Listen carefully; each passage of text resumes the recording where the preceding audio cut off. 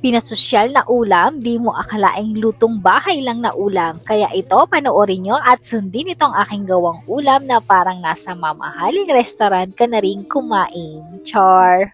Meron nga pala ako dito kalahating kilo ng liempo at huhugasan ko lang muna ito.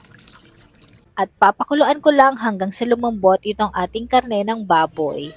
Pagkaraan ng ilang minuto ay malambot na nga itong ating karne ay hahanguin ko lang at palalamigin.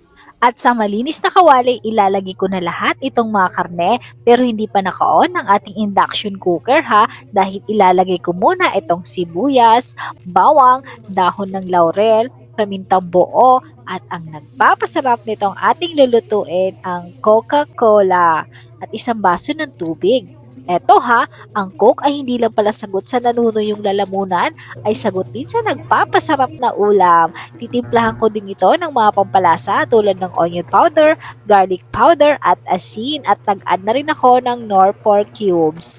Pagkaraan ng ilang minuto ay kumulo na nga at babalik na rin lang natin para mas nunuot ang lasa ng mga ito. At ayan, malambot na sila at hahanguin ko na.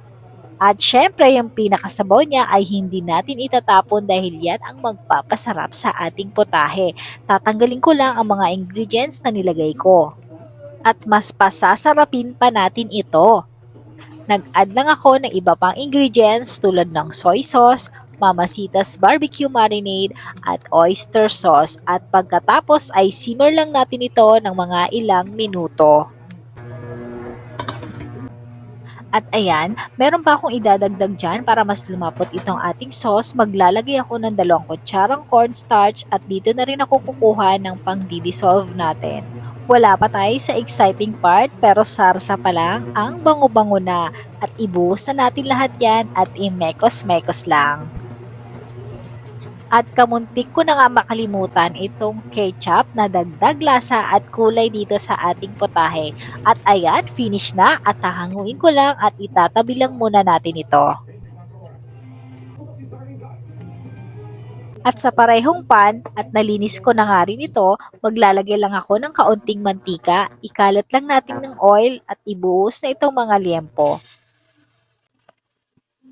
At saka na natin magagamit itong pinasarap na Coke Sarsa.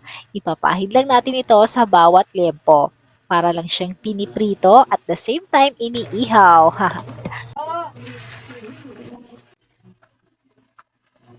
Shoutout pala sa aking hometown dyan sa Weste, Tarangnan, Samar. Happy Fiesta!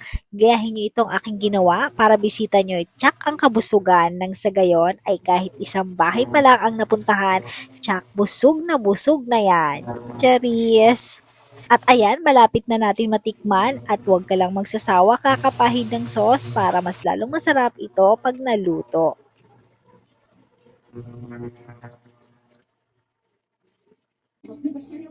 At ayan, finish na. Aartihan lang natin ng konti. So ano pa inaantay natin? Huwag na natin patagalin. Tikman na yan.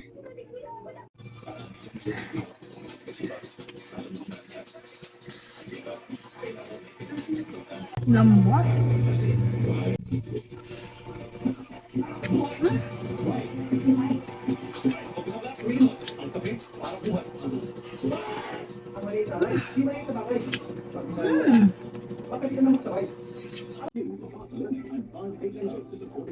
At yun lang, salamat sa inyong panonood. Bye!